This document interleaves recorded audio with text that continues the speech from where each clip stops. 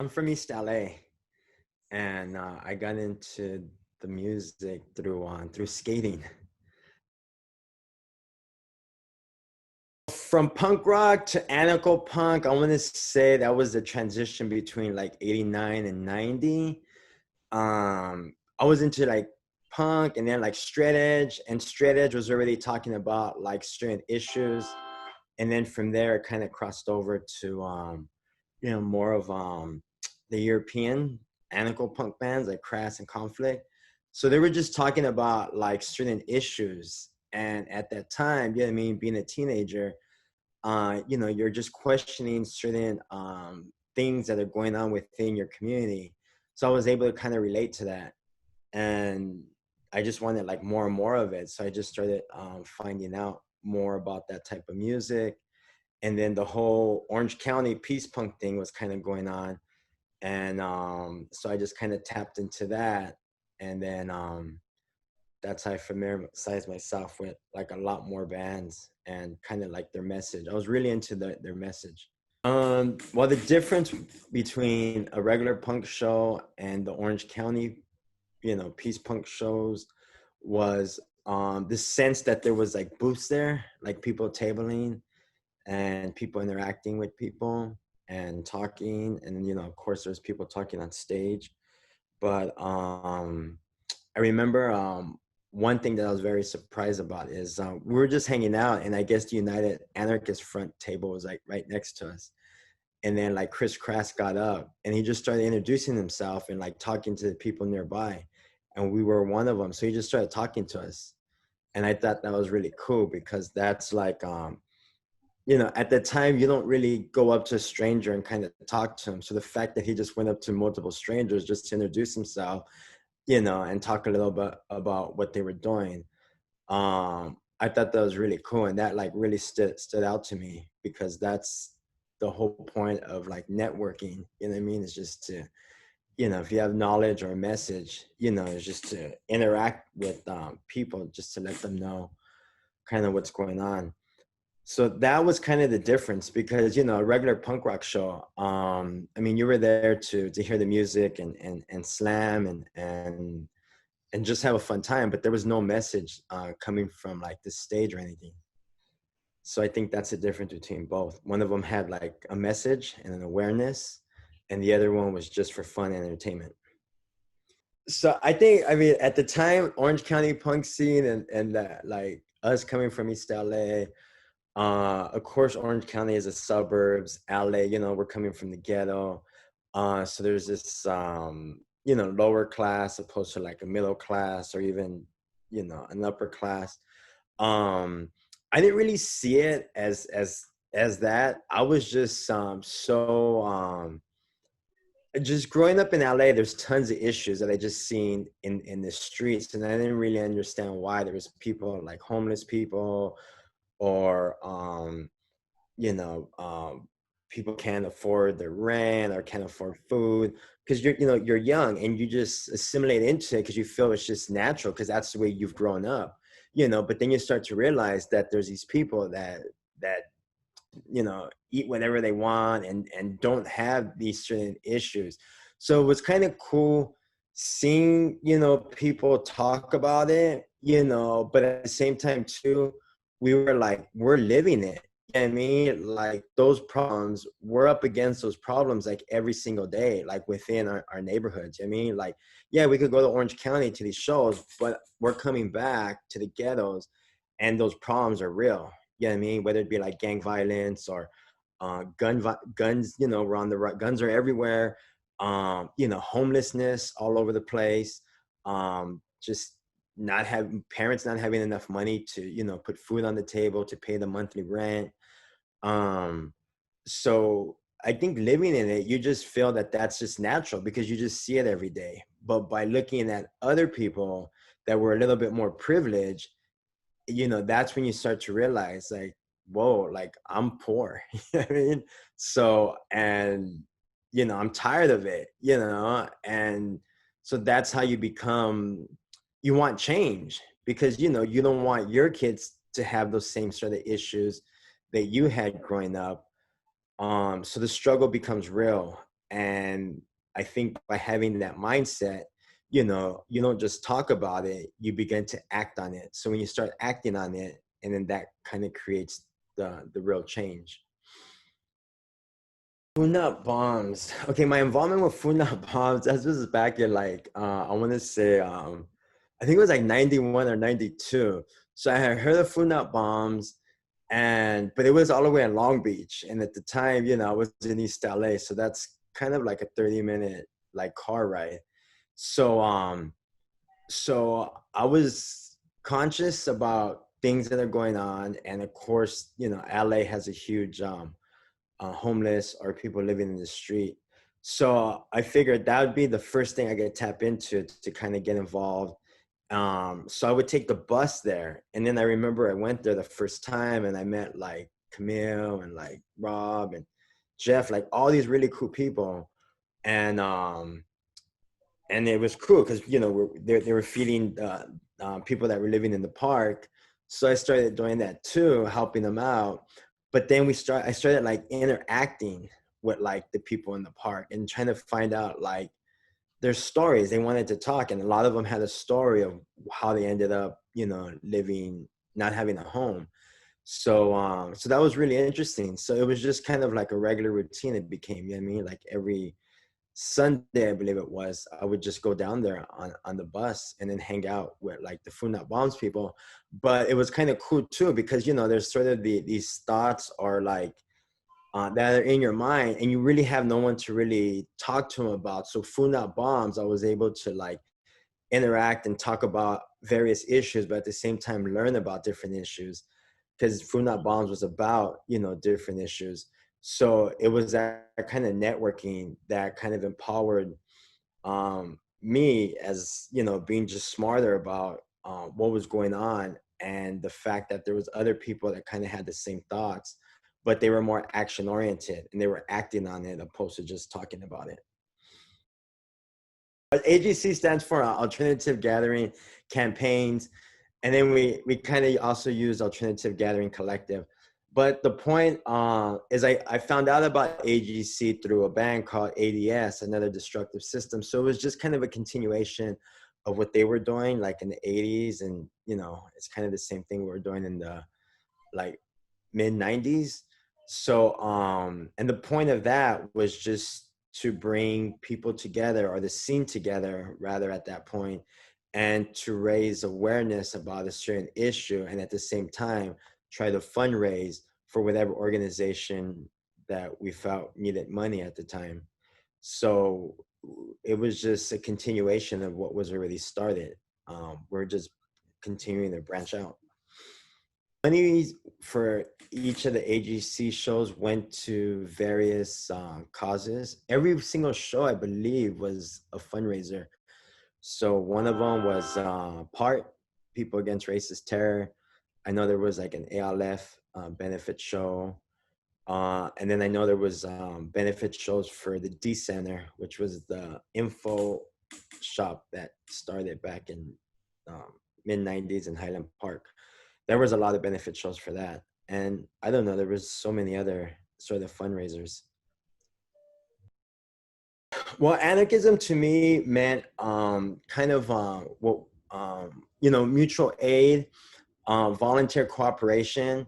So kind of doing stuff, not to get anything in return, but doing stuff just to do it, to benefit the community as a whole. Um, so, you know, a good example would be, you know, everyone that lives on your block, obviously that's part of your community. So those type of people know what's best for that community, because you got to go there every single day, you got to sleep there, and you interact with everyone. So that's pretty much what, you know, anarchism means to me. Some of the protests that we organized was for animal rights. I know we did some stuff against McDonald's, like in Hollywood. And then another one was just right after the Rodney King verdict against police brutality, which happened in Parker Center, the LAPD headquarters, against police brutality and police repression.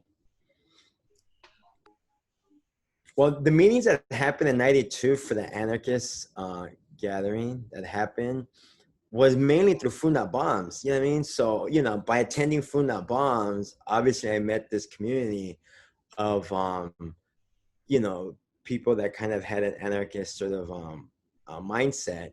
So, so they would have meetings. So I would go to the meetings and they would be talking about different subjects, what they wanted to see at the conference, certain workshops, certain issues, network who's going to facilitate, you know what I mean, that workshop. So it was really interesting to see, a gathering kind of have this structure, and by observing that, it kind of taught me a skill. So later on down the road, I was able to organize, shows or gatherings based on what I was seeing at an early age, and then '94, there was another anarchist gathering happening in the mountains on Arrow, so it was the same thing too. You know what I mean? And I believe at that point, I was able to give more input because, I was more knowledgeable and more active within the movement at that time. Okay, '94, when we went to London, it was called Anarchy in the UK, 10 Days That Shook the World.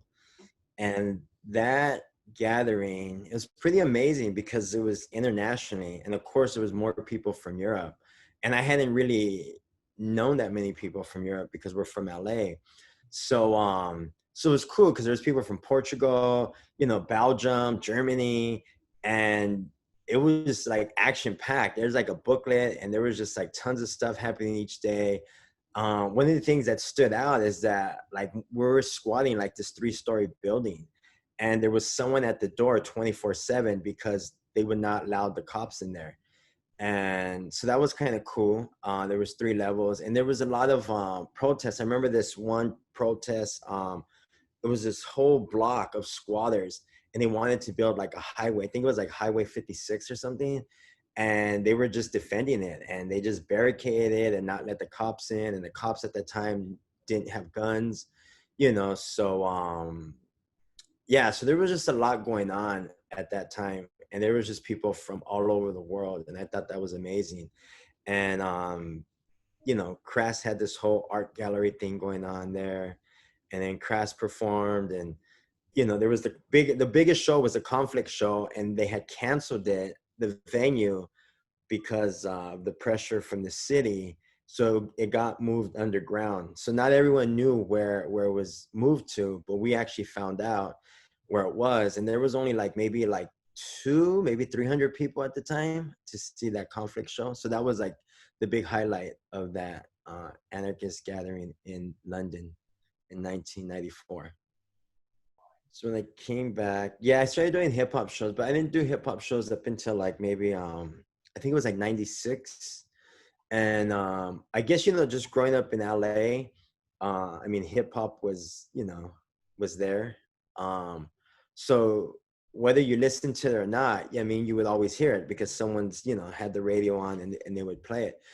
So I got more into hip hop like in '96, but I got into like underground hip hop and then I started meeting these underground artists that were just very lyrical, and I just used my same skills from putting out a punk show to putting out a hip hop show, and even crossing cross promotion. You know what I mean? Where it'd be hip hop and punk rock in the same lineup. And then from there, I mean, any scene, it's whatever you create for that scene. So eventually, I started meeting all these hip hop artists, and I just started doing a lot of hip hop shows, and just creating that scene. And at the same time, too, I would bring in certain issues on the hip hop music, which was really interesting because the people that attended really enjoyed the certain issues that we were talking about. Okay, Lorenzo Irving Camboa was a revolutionary anarchist that did some, he had to escape and the United States and then come back. So when he came out, we went to go see him, and it was just so inspiring. just having a person of color tell their story and their struggle and what they went through. And then from there, I was really inspired by the MOVE organization in John Africa and what they stood for in Philadelphia. So like I had to go meet them, and they were on the East Coast in Philly. So we went out there in '98 because there was a movement called Jericho, which was demanding amnesty and freedom for all political prisoners and prisoners of war, meaning that individual activists that didn't really commit a crime, but were targeted because of their political beliefs and put into prison, which a lot of them are still into prison to this day in 2020. Um, so that was really cool visiting Ramona and Pam Africa. And then we also went into the prisons and visit anarchist revolutionary Jalil Montekim, and I forget the other political prisoner. And that was really deep, you know what I mean? Because, you know, that's a human being, and it's someone that was very active within the 70s.